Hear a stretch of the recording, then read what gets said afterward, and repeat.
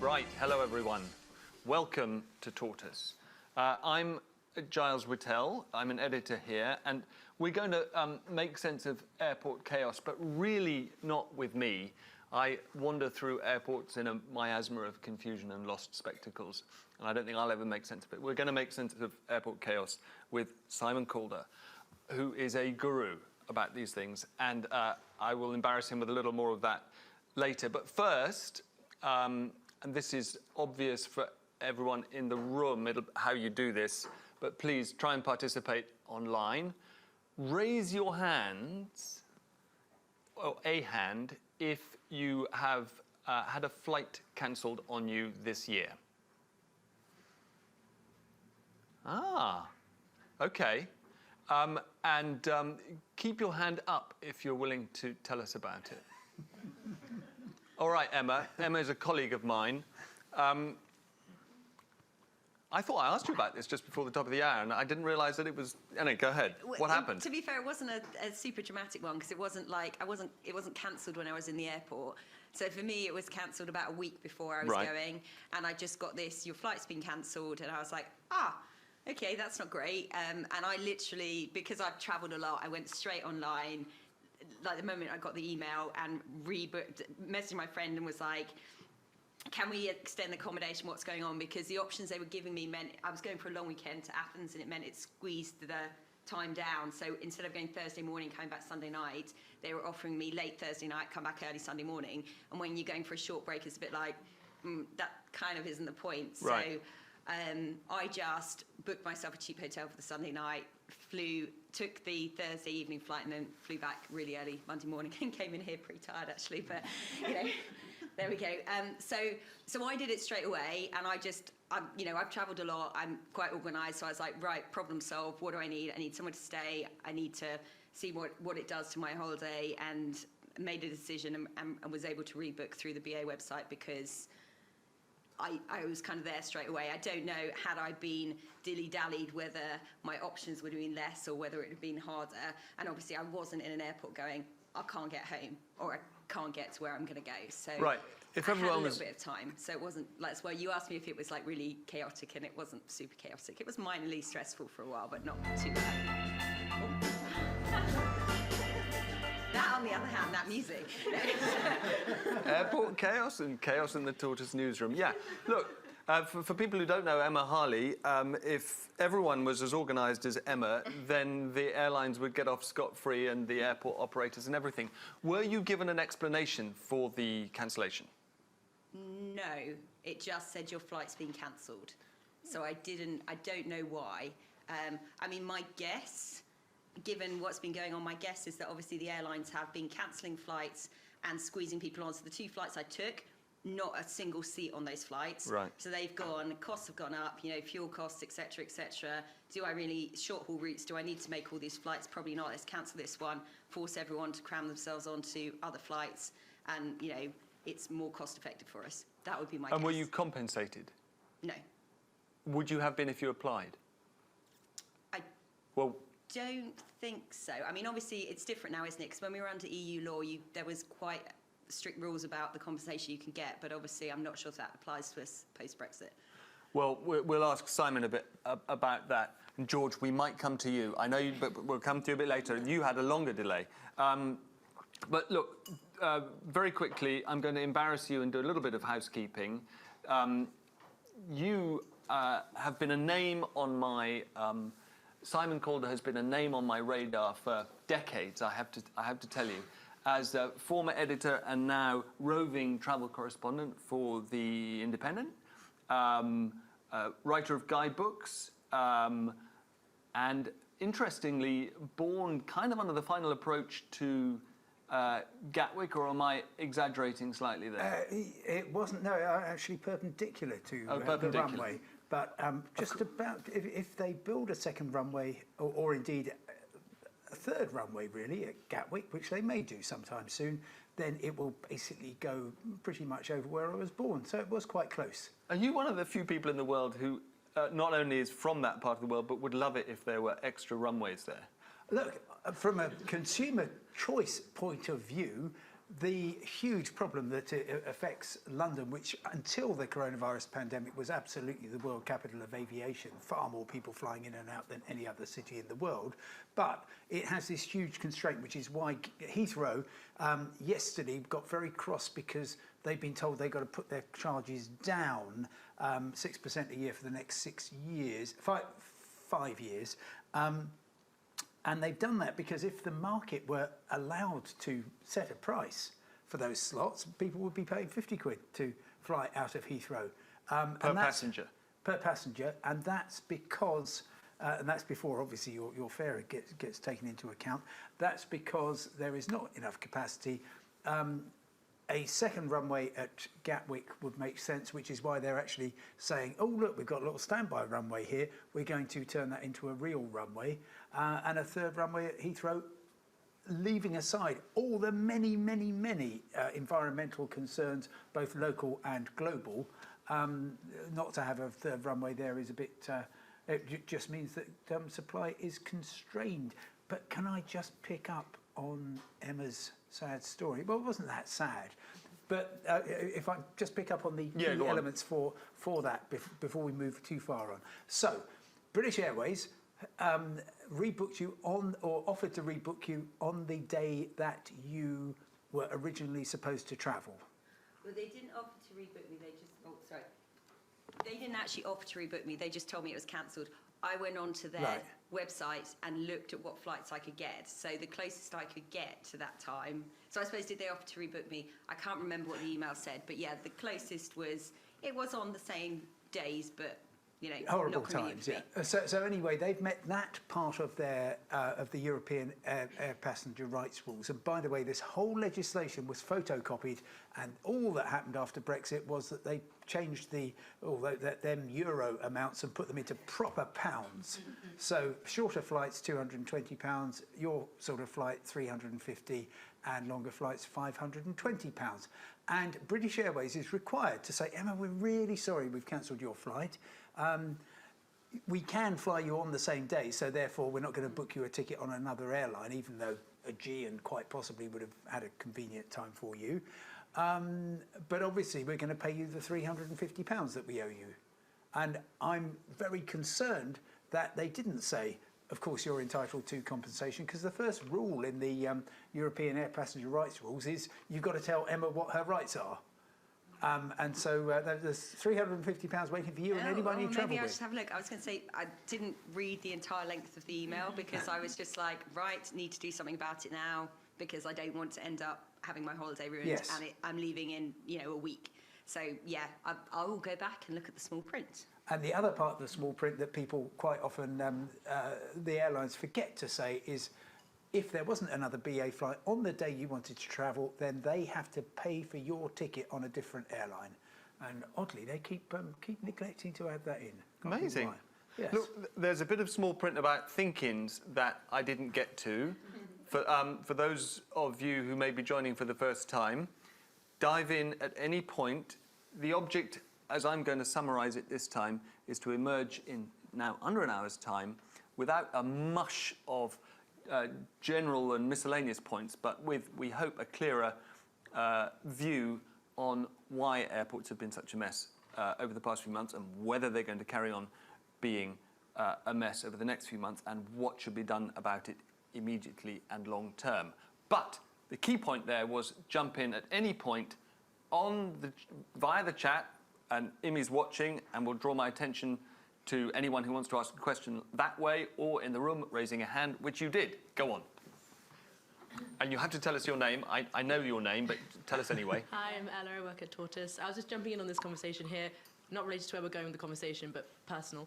I'm trying to get I've also personally trying to get a refund through Wizzair, and you were saying that they have to give you, is it a cash refund? Because the only option that I've been given would be a token refund, which is Wizzair points. So is this for yourself or for a friend? It's for a friend. Oh. It's just like I don't know how you're going to get around. They obviously don't want to go through Wizzair because there was no flight the same day. So apparently they're also responsible for putting another flight for them. I've made 2 claims, and I still have only been offered Wizzair credit. Right. Well, there's something gone very badly wrong here, and I'm expecting the Civil Aviation Authority to step in and start getting tough with the airlines, because the airlines know exactly what the rules are, and unfortunately, because we've had such poor regulation of consumer rights, the airlines have just got used to the idea that actually we don't need to tell people what their rights are. We can pretend that you're only due points for a future trip as opposed to actual cash money back, or what most of us would want for this summer, which is actually to have a different flight on the same day, thanks. We can do that because what's the worst thing that will happen? That you'll find out that you're actually entitled to more, and then you'll put in a legal claim and then we'll pay it. But it's a shocking state of affairs. Of course, if any of the airlines ignored safety rules in the same way that they ignore consumer rules, they would be closed down immediately. But they just say, so what? We don't have to do this. And to the point where Easyjet, having been told by the Civil Aviation Authority, if you can't get Giles to his destination on the day he originally booked, you've got to buy a ticket on another airline. They're saying, no, we don't, 24 hours. If we can get one in 24 hours, that will do. And it's just, I think is the technical term. So look, we're getting right into the weeds, which is great. Yes. And I will come back to you, but before we get back into the weeds, let's take a step back, because we asked ourselves, we're trying to figure out why we've got to where we've got to, and I've scribbled down a bunch of reasons that we're all aware of. Shall I give you marks out of 10 for each of them? Yes, if you want. Layoffs in the pandemic, bounce back of the industry, labour shortage now, cost of living leading into pressure for strike action and actual strike action, and Brexit. But I want to know. That's good. Is that What, out of 10? No, 10. Excellent. Yeah. So put them all together and tell us what else, in your view, is responsible for the current mess. I think that's a pretty good summary. So we had layoffs into the very, very large thousands, particularly at British Airways, and that was partly, to be fair, because British Airways has long had the rule of never wasting a good crisis. And actually, if you get onto a British Airways flight now, the excellent cabin crew will all be part of something called mixed fleet, which was the bit that they set up after the 2010 strike, which was, obviously anybody who joined before 2010 has gold-plated terms and conditions, and we're certainly not going to be paying them way above market rates. So therefore, we're going to setting up a new lot. And then during COVID, it wasn't fire and rehire. It was, if you want to carry on working for us, we're losing at the time, I think, £30 million a day, which is quite annoying. That was as a result of COVID. Yeah. But so if you're going to come back, then you're going to have to be in mixed fleet. You're going to be taking a diminution of your pay and certainly your conditions, and we're all going to mix you up, and they're not going to have this thing of Eurofleet and worldwide and mixed fleet and everything. You're all going to be one big happy family. So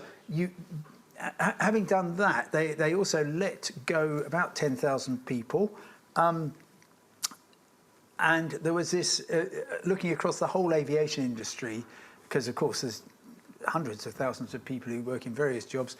There was this gap from furlough ending in September until travel came back, which wasn't really until March, the middle of March this year. And while you could kind of keep things going on furlough, once September arrived, we got into October, we thought things were going to get better, and then Omicron came along, and effectively we went not one, not two, but 3 steps back in the government's response to a level of restrictions that we hadn't actually seen previously. So furlough ended September 2021, and travel started in March 2022. And in any event, the winter's always quiet, so people were going off and getting other jobs and finding out, hey, I don't have to get up at 3 o'clock in the morning and be yelled at by passengers in a high-stress environment. And even though I'm just sort of trying to get them on their holidays, so I think I'll stay working in this nice job in hospitality or on the railways or wherever they ended up. So that's the kind of effect of the downturn in the industry. We've then got, well, should we do Brexit next? Yeah, let's do Brexit next. I mean, right across the entirety of the economy, we know that somewhere between 500,000 and 2 million, I've heard, EU workers just left. A lot of them went home because, frankly, who wouldn't want to be there rather than sitting in a horrible flat in the UK through the winter. And they haven't come back, partly because it's very difficult to come back as a European worker to the UK these days. Now, every time I mention that, I get stuff hurled at me. It's all right. This is a safe space. Well, that's all right, and I don't mind. But it's just odd because the bosses of both Easyjet and Ryanair have said we're in this mess because of Brexit, and that's one estimate says that 30% of people working in aviation in the UK were EU citizens before COVID, which is obviously very significant, and just the depleted pool of labour means that it's less easy to get people back. Do we know what proportion of those who left, that big number, what was it again, 2 million? Well, I've heard estimates between of EU nationals leaving the UK and not coming back. I've heard.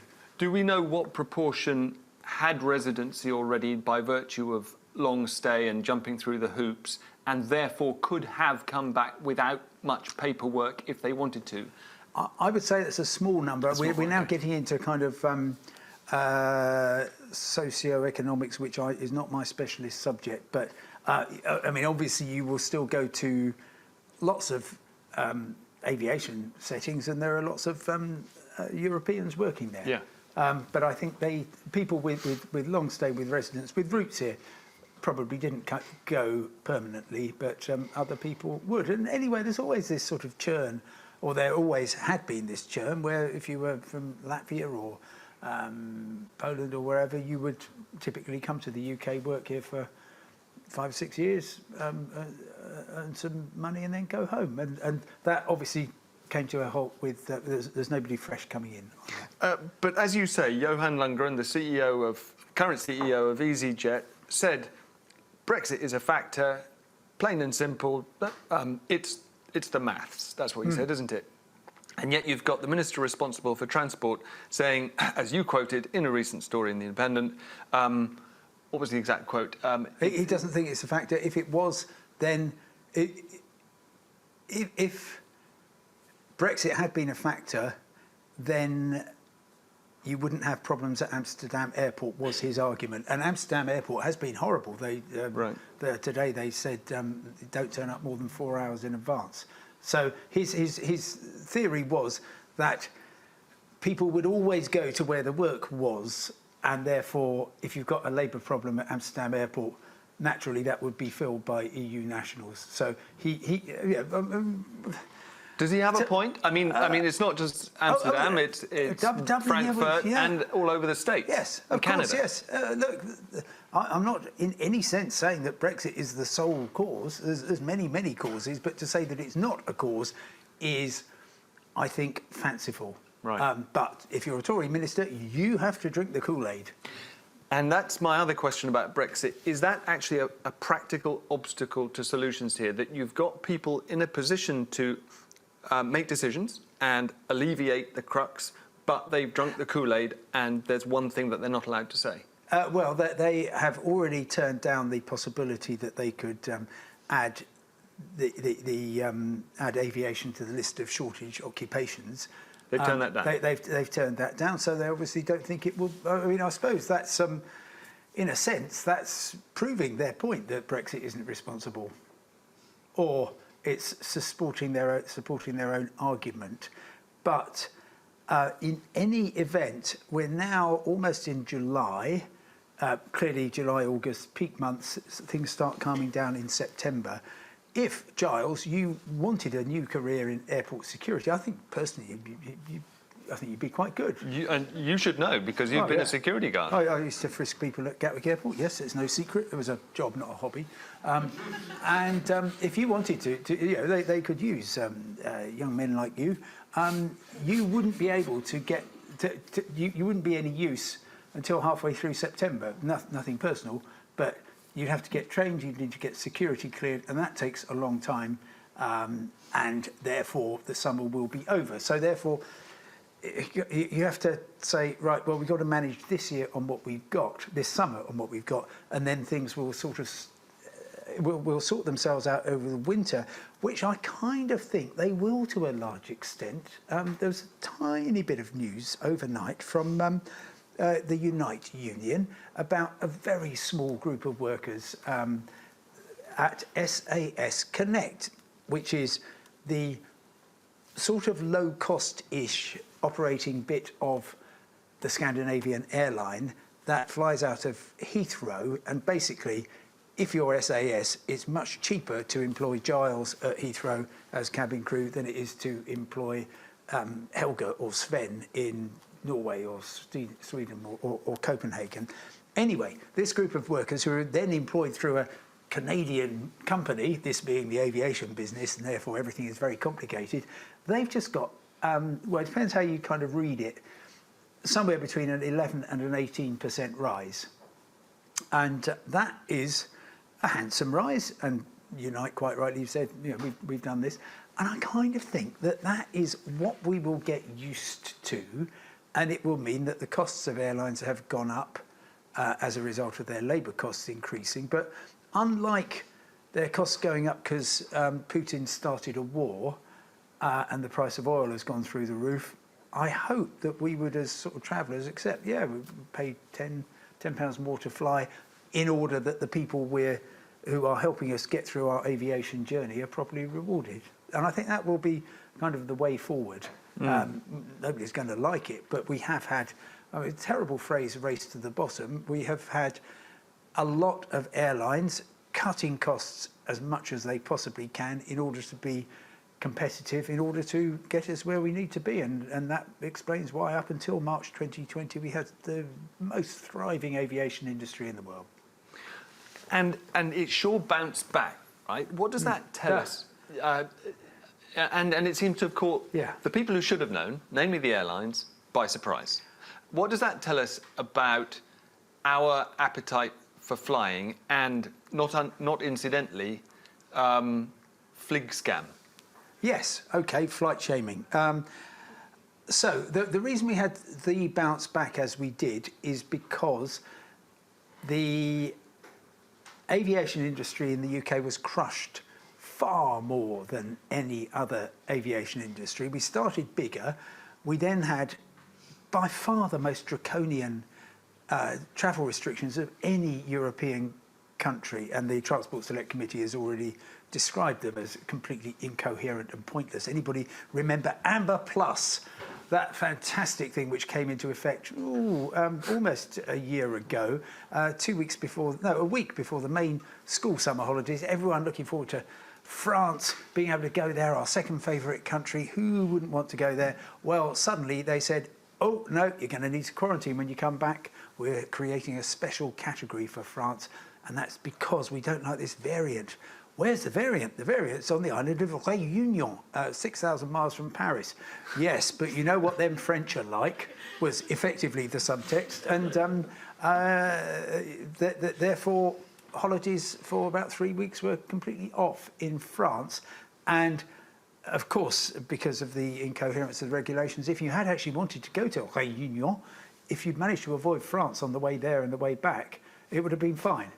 Anyway, that rules like that completely crushed the industry. It was down to, even at the really good airports, 5% of 2019 levels. At some airports, it's down to 0%. And clearly, rebounding from that, well, the figure that Heathrow uses is that we've had 40 years of aviation growth in 4 months. There's bound to be stresses and strains. And the airlines I'm going to name the guilty and the not guilty, if I may. Yeah, please do. In terms of how well prepared, and we'll get on to airports if you wish in a moment. So, guiltiest, if you define guilt as cancelling the most flights, is British Airways by a mile. They cancelling 120 flights a day, short-haul European and domestic ones, every day, and that is because they promised their schedule, partly because if they don't fly their schedule, they don't keep their slots, and they can't deliver it. They don't have anything like enough people. They're borrowing planes and crew from Finland and from Spain, and that's sort of helping out a bit, but they can't deliver it, and they've basically just said, yeah, we cancelled 15,000 flights or whatever over the summer. And just to be clear, these are short-term cancellations, and they count as cancellations, and they're liable. They are liable only because almost everybody gets 2 weeks at least notice, which is the crucial thing. You didn't, so therefore that's why they owe you £350. If you get 2 weeks cancellation, all you get is the right to a flight on the same day. Right. Now, they have actually, this has worked quite well for BA, because last week they got told, your luck's in, you won't, if you keep cancelling more flights, you won't lose your slots. So they're thinking, yippee, we got away with it. Okay, and furthermore, the cancellations that they're making are forcing up the prices of the other flights that they are operating. So they're constricting supply, and that's having a really serious consumer disadvantage. There's far fewer flights, and the fares are much higher. Whereas if you'd said, actually, we can't operate these flights, and somebody else could have come in and operated flights, and that might even have been a low-cost airline, even Ryanair coming in, they might have seen that they could do this. Anyway, British Airways, guilty. Easyjet, guilty. They said, not only are we bouncing back, we're bouncing back at Gatwick, our main base, to 10% more flights than we even had in the summer of 2019. So, we're going to be great. And that's what they initially said before they then cut back again. Yeah, and now that they're cancelling like mad, and part of the reason was, again, if you're the dominant airline at an airport, which BA is at Heathrow, Easyjet is at Gatwick, then a good way to keep the competition out is to say that you're going to fly all these slots that you've got in your pocket. And that, again, has been detrimental to the consumer. Wizzair, who might pop up again, they are, like British Airways, desperately seeking to make an opportunity out of a crisis. They saw that they've kind of parked their tanks on the lawn at Gatwick. They're also expanding a lot out of Luton and other airports, because they just think, right, everyone's moving out, we can get slots at these airports, and they've hopelessly overpromised.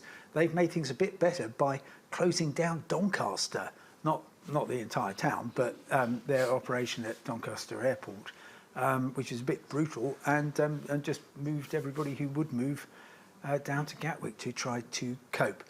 Meanwhile, Ryanair, bless them, are facing some local difficulties with strikes, but they have so far not been cancelling due to staff shortage. I mean, any day of any summer, you're always going to have a handful of cancellations, but considering they're dominant in Europe, they are not cancelling preemptively due to staff shortage, and so is Jet2. And so clearly they matched their programmes with their resources very well. So you can't say it's a general problem. Match their resources. Okay, what exactly have they done right that BA has done wrong? And from what you say, are we right in thinking that BA and Easyjet have messed it up in a sense deliberately in order to keep their slots? No, I'm not ascribing anything malicious. I'm just saying that aviation the whole of the travel industry. It's the industry of human happiness. Everybody assumes that things are going to go as well as they possibly can. And I'm all in favour of optimism, but it is completely unfounded. Initially, they were saying we got higher than usual levels of COVID, so that's not working. I'm hearing individual stories of people who've got jobs, as starters, who just look at the conditions and the pay and just think, I'm not doing this. Right. And then you've also got, for instance, Easyjet says they've got 142 cabin crew who are sitting around at their houses in Crawley, lucky them, drumming their fingers, waiting to start, and they can't because they haven't got security clearance yet. So, Right. so they were both hoping that things would go okay, but as they haven't, well, Easyjet is getting a real lot of short-term reputational damage. British Airways isn't, because they're sort of doing it quite smartly. We should come to another former Gatwick worker. Good. In just a second, but I want to ask, from your experience, does Wizzair come back from a disaster like this in terms of its reputation? Oh, well, Wizzair's an odd one. I'm a great fan of Wizzair. I've flown them to lots of exciting and interesting places, very often at very low fares. However, they are being really quite aggressive, I think, in terms of the way they're dealing with customers. And I'm not sure that they've got that much of a reputation to trash. I mean, Okay. their main business has always been shuttling mostly Eastern Europeans to and from the UK. Right.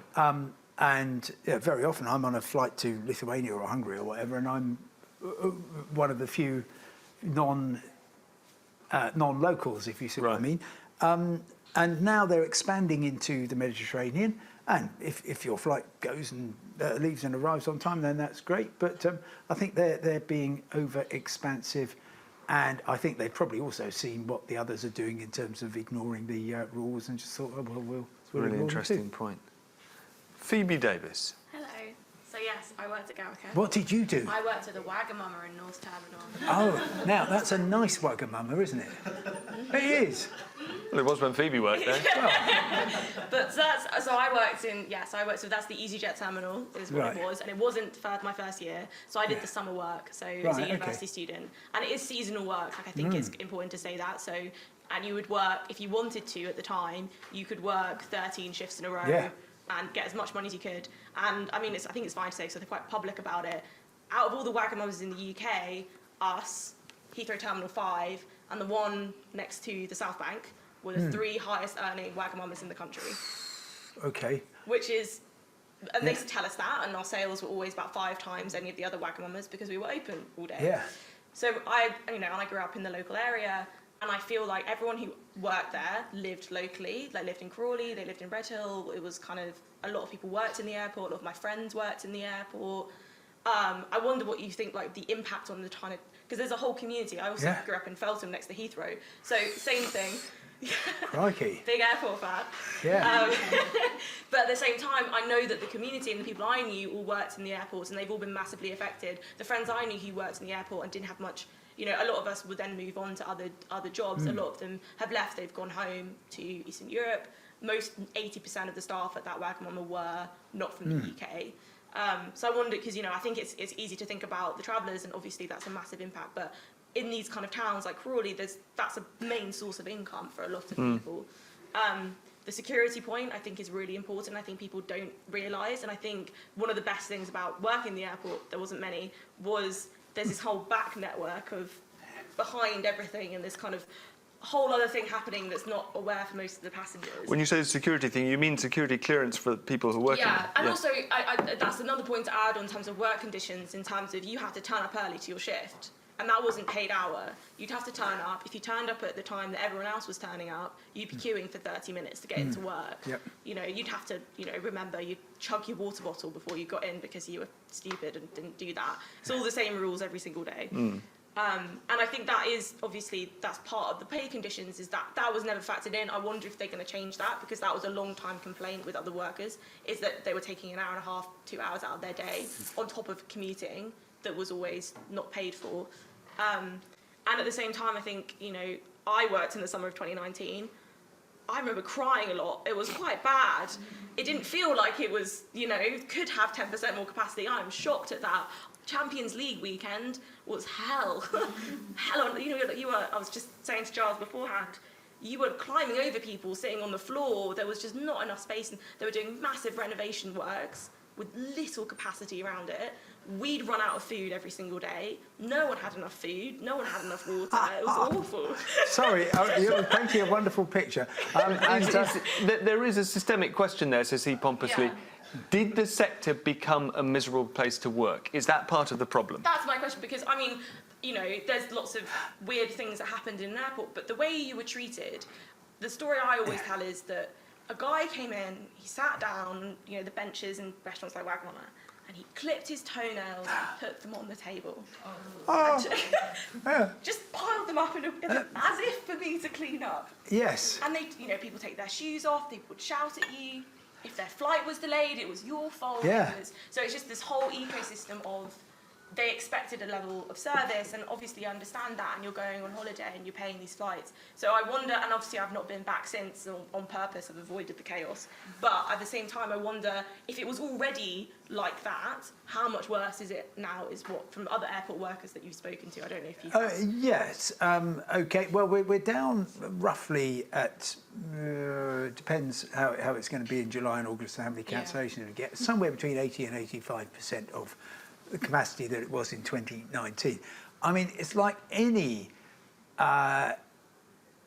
service industry when you've got your peaks in demand, because I'm assuming, well, you mentioned the Champions League weekend, so there would have been other times when you just get a ludicrous amount of people, very much as you do sometimes on the trains, on the tube here, and then it's a question of, well, how much infrastructure do you build in so that you don't have to climb over United supporters on your way. So I had a question. So what we used to get, and all the airport workers used to get this, and used to be put around, was the amount of customers expected to come through that day. Yeah. And we'd assign staff based on that. So that's what. So we would have less people on shift on a certain day in summer because we knew 47,535 customers were coming through that day, and we could estimate exactly how much money we'd make. Yeah. So I wonder how much that's, because those kind of calculations were made, if you were short-staffed, it was because of cancellations. As soon as we saw the board go red, we'd phone up people and we'd be like, right, we're going here. It's so exciting, you see, and isn't anybody, who else has worked at an airport? Okay, it's so exciting, isn't it? I mean, no 2 days are the same. Honestly, I mean, I used to clean out Freddie Laker's planes and everything. It was just, it's not quite the same as international travel, but it is quite exciting, isn't it? And like you, when I was frisking people, you could literally just almost write your own paycheck, because if you want to do a 17-hour day, 7 days in a row, you could. And that was great in terms of what you need when you're a student, which is just generating lots of cash. I've just got to ask Giles, you're at Gatwick, Wagamamas or Wetherspoons? Well, if I have to make that choice, I guess Preta mange. Look, there are a couple of people. I need to impose some discipline here.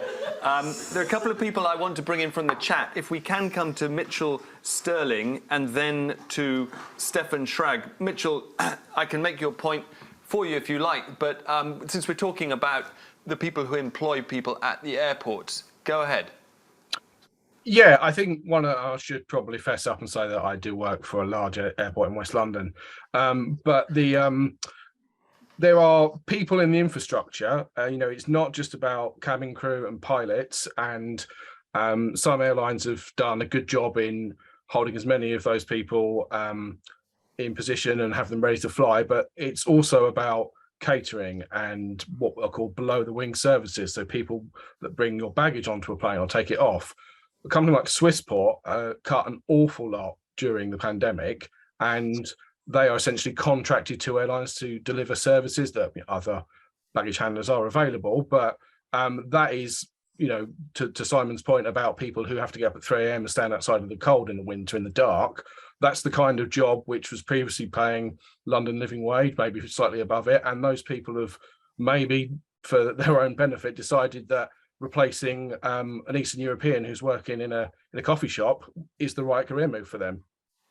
I'd like to ask both of you actually on that. Is Michael O'Leary right that these kinds of tougher airport jobs, especially baggage handling, are among those that Brits just don't want to do?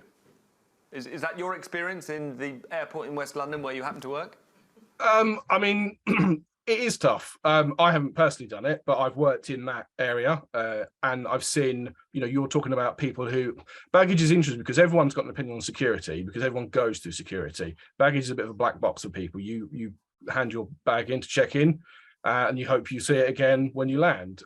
What goes on underneath the airport or next to the airport and terminal is a bit of a mystery to most people, but there are reasons why you can't give a bag in that weighs 40 kilos, because at some point someone's going to manually handle it. It gets hot and it gets cold at different times of the year.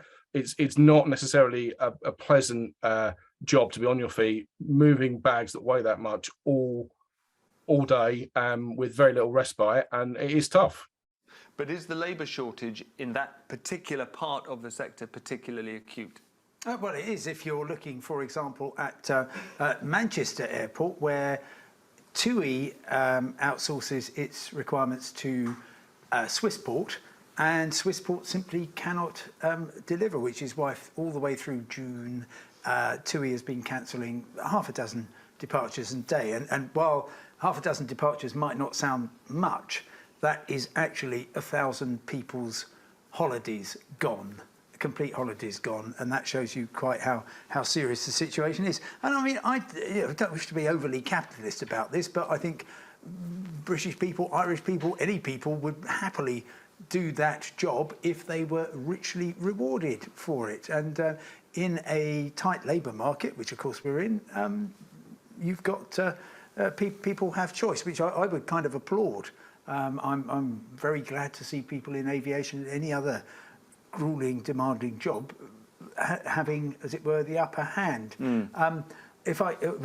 We heard about below the wing services, the strike we've got at Heathrow waiting, and the GMB and United are going to make an announcement, I predict sometime in the next week, is above the wing staff. And these are all the passenger service agents who greet you when you come into Terminal 5. There you are, you're wandering around baffled, and they're saying, come over here, here's how you check in, and so on. They're checking your COVID documents, because of course that hasn't gone away in a lot of countries, and then at the departure gate they're helping you through. And those people are at Heathrow, and they're great staff, and to some extent they're also legacy staff, because almost their jobs in almost any other airline in any other airport are effectively outsourced to people like Swissport. British Airways has kept them on because it thinks it's really important from a passenger point of view, a reputational point of view, and I'm sure they're absolutely right.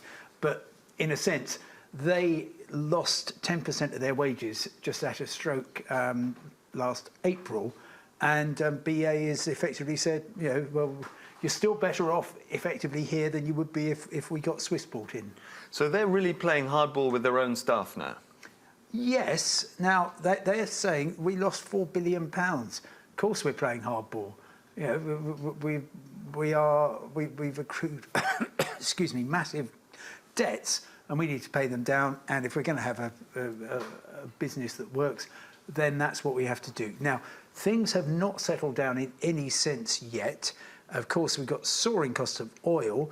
We've got soaring airfares. I mean, I've seen estimates that they're 1/3 higher. I would say probably the trips I've bought for this summer, 50% higher in many cases than I would expect to pay.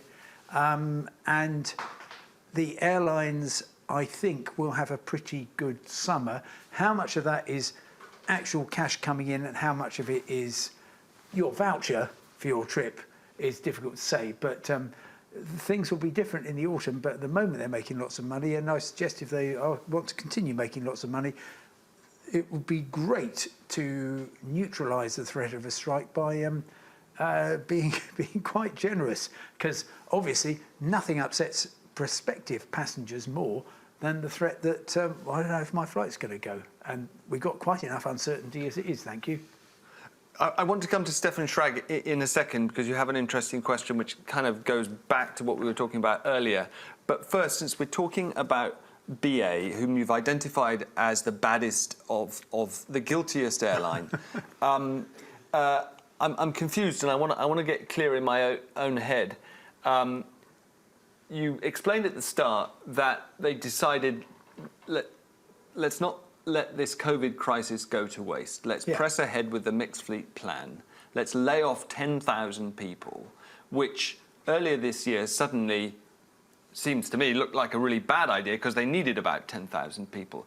But from what you say, partly as a result of high oil and ticket prices, they're actually going to be in clover. I mean, what's the mood? What do you think the mood is in that office building in Hounslow where they run BA? Are they going like this, or are they going like this? Right. Okay. So I would strongly recommend, if anybody has a little bit of time, and they're at sort of roughly Terminal 5, and you find that your flight is 3 hours late, you could do worse than just wander out to Harmondsworth Moor, which is where the very nice British Airways headquarters is. Now, they did mothball it during COVID. It's a beautiful, it sort of looks Californian, they've got lakes and everything, and you're allowed, the public can wander through it and so on. So that's very nice. What they're thinking in there is probably, I mean, if I were Sean Doyle, top of my list would be CEO of BA. Chief Executive and Executive Chairman of BA. Top of my list would be the debt that I'm having to pay off and rising interest rates, etc. So I'm trying to get that down as soon as I can. I would be wanting to retain my slots at Heathrow because that is ultimately their best. That is BA's biggest asset, is slightly over 50% of slots at the world's most in-demand airport. And I've been wanting to keep my staff happy, but I'd constantly want to remind them that if you think we're bad, have a look at the rest. And by the way, we've got to compete with them. Now, actually, that's not true because the market between London and Rome isn't split between BA and Ryanair. Most BA passengers are naturally going to go on BA because they live in that part of London or whatever, and or they wouldn't be seen dead on a Ryanair flight.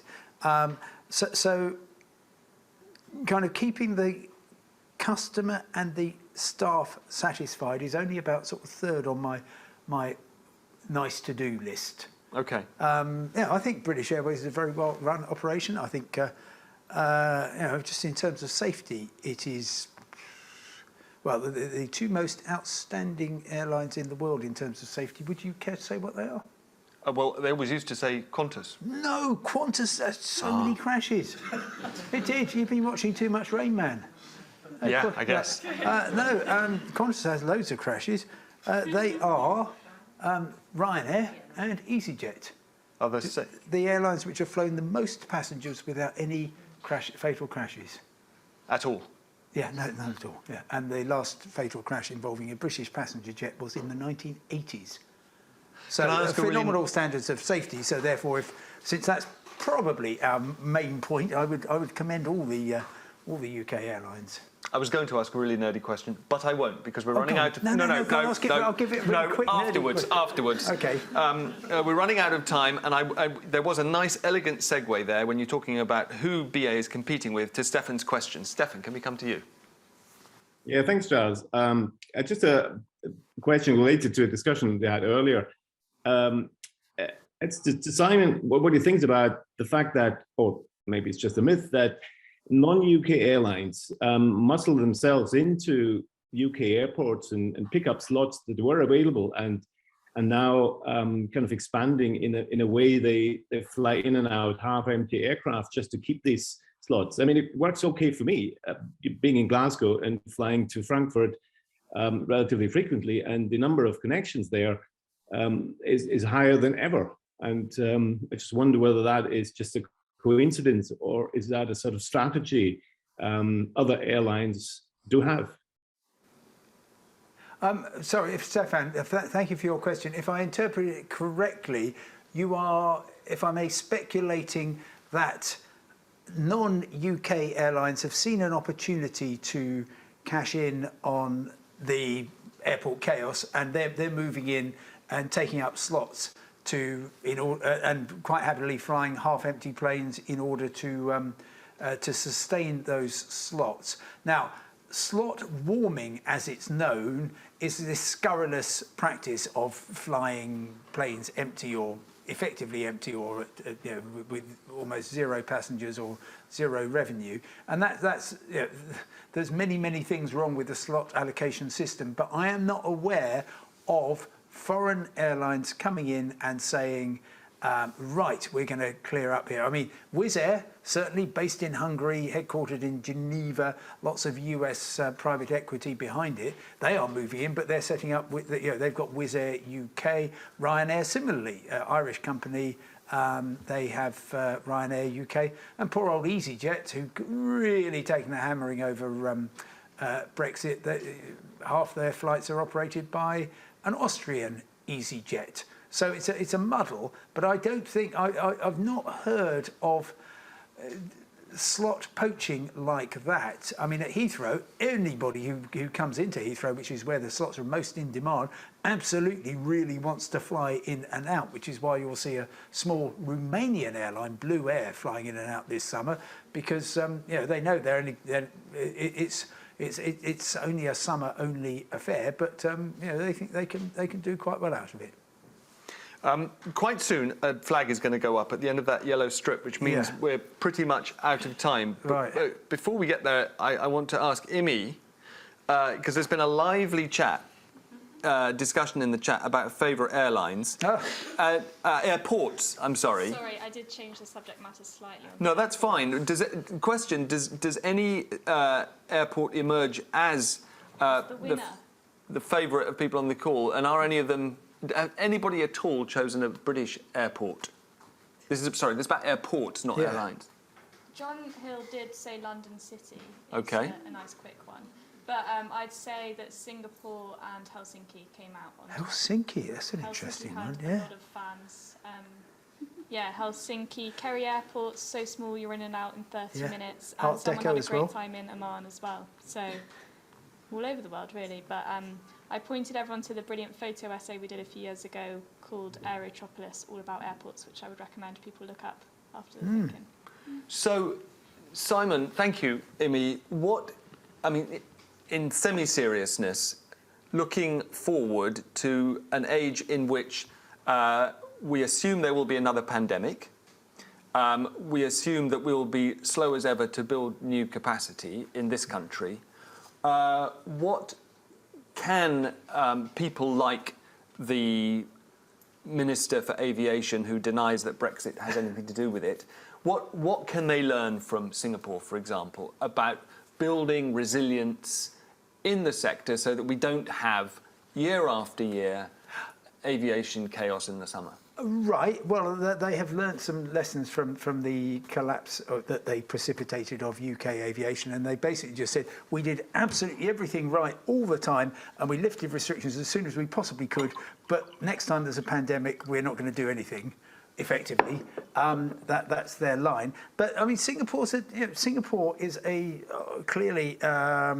an interesting city-state that thought we can become a massive hub, and we're going to build a nice airport, and everyone's going to like it, and they're going to vote top of the tortoise charts because it's got a swimming pool on the roof and lots of lovely goldfish. And if you're there for more than 4 hours, we'll even take you on a tour of the city. And you don't get that at Luton, frankly, is what they're saying in Singapore. So it's always going to win. Helsinki's an interesting one. I mean, it's the IKEA of airports, I would say. But the trouble is, nobody is seriously going to Helsinki to change planes at the moment. Partly because they haven't got many planes because they've let them all to British Airways, but also because if you're going to Tokyo, then your plane, which previously would go straight across Russia and get there in about 10 minutes, is now going over Canada, Alaska and everything. It's taking 8 times longer. So there we are.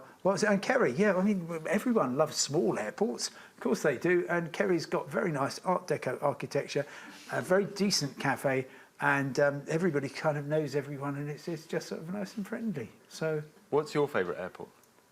Well, I love them all really. I mean, if you're changing if you're changing planes, then Amsterdam is a great airport. They've got an outpost of the Rijksmuseum, so you can see genuine old masters while you're waiting for your delayed flight.